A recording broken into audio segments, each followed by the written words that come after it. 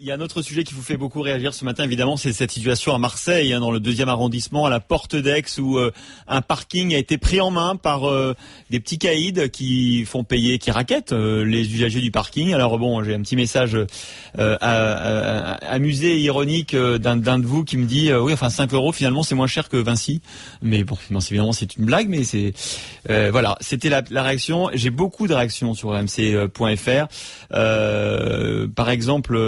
Par exemple, voilà, Daniel qui me dit voilà, un jour on va arriver à l'autodéfense. Il a entendu Mireille, hein. C'est comme cela que l'on fabrique une république bananière.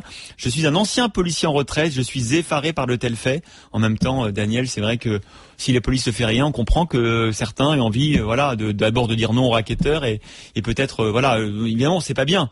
Mais que fait la police, j'ai envie de dire, hein. Et Daniel nous dit Sarkozy, qui a l'habitude de virer les préfets, celui-là, je l'aurais viré depuis longtemps. Ah bah tiens, c'est pas faux ça. Après tout, il y a bien des responsables, à Marseille, hein. Donc voilà, beaucoup de réactions. Par exemple aussi, j'ai Frédéric qui est enseignant en musique et musicien. Bonjour Frédéric. Oui, bonjour, vous m'entendez? Bonjour, très bien. Vous êtes 38 ans, vous êtes dans les Bouches-du-Rhône à Marseille, Frédéric? Oui, c'est ça. Et moi, donc, j'en ai profité d'appeler, même si j'écoute souvent l'émission, parce que pour une fois qu'on peut s'exprimer sur ce sujet, c'est très bien.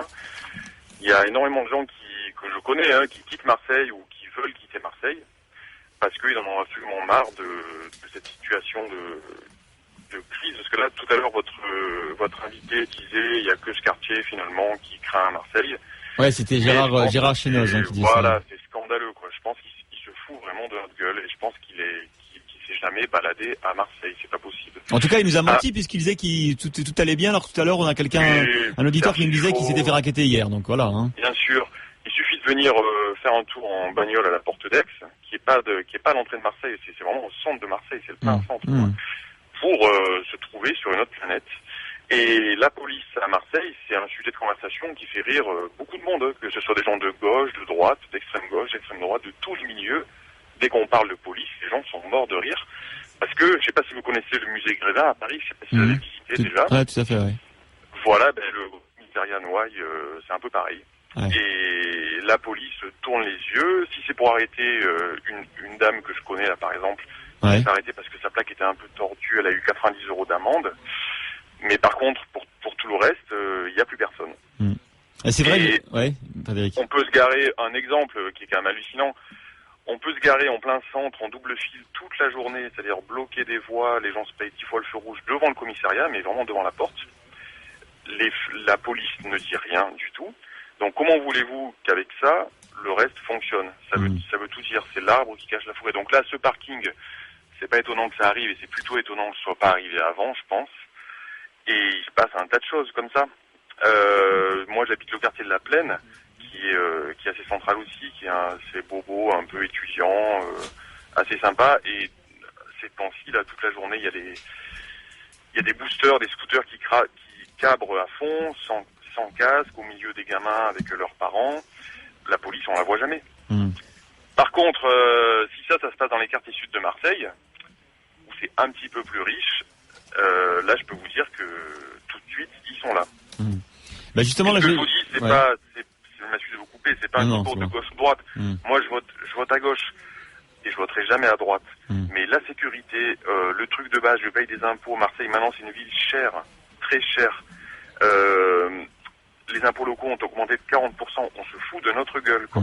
Et à un moment, il faut arrêter, quoi. Soit on les enlève, ces policiers, et on fait autre chose avec l'argent. Enfin, je sais pas quelle est la solution, mais vraiment, on se moque de nous et plein de gens veulent quitter Marseille. Mais c'est vrai, Thierry.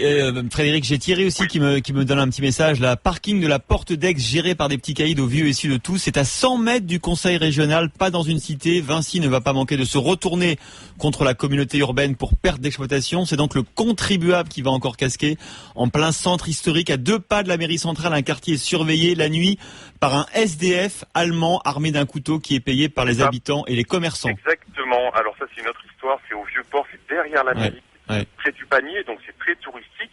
Et les restaurateurs ont pris une sorte de milice. C'est un SDF qui est célèbre maintenant, qui a un couteau ou une hache, ou je sais pas quoi, et qui fait la loi. C'est incroyable. Les touristes se font dépouiller. Non mais c'est hallucinant. Ouais, c'est hallucinant. Et donc il faut arrêter. Voilà. Et on nous parle de capitale de la culture, c'est plutôt la capitale de la merguez. Hein. Je dis ça sans racisme du tout. tout, parce que comme je disais, moi je bosse au lycée qui est juste à côté de la Porte d'Aix, j'ai des élèves super et tout ça, mais à un moment il faut arrêter. Non mais c'est vrai que deuxième ville de France, c'est un peu le symbole. Oui. Alors j'ai Patricia qui m'envoie un message de Toulon dans le Var. Je suis pas d'accord avec Patricia. Elle me dit il faut arrêter d'être hypocrite, de dire qu'on ne comprend pas ce qui se passe à Marseille. Ça fait des années que ça dure, mais ça n'empêche pas qu'on comprenne pas. Si la police faisait comme vous dites son travail, elle serait aussitôt attaquée par des socialistes, des associations antiracistes, etc.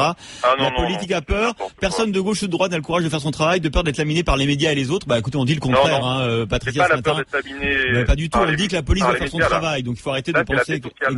Exactement, Frédéric. Là, c'est la paix sociale. Et alors je suis d'accord, on est tous d'accord là-dessus, je crois. Là, il n'y a pas de dans il faut pas. Les cités des quartiers nord, même les entrepreneurs qui rentrent pour faire un boulot, ils se font fouiller leur voiture.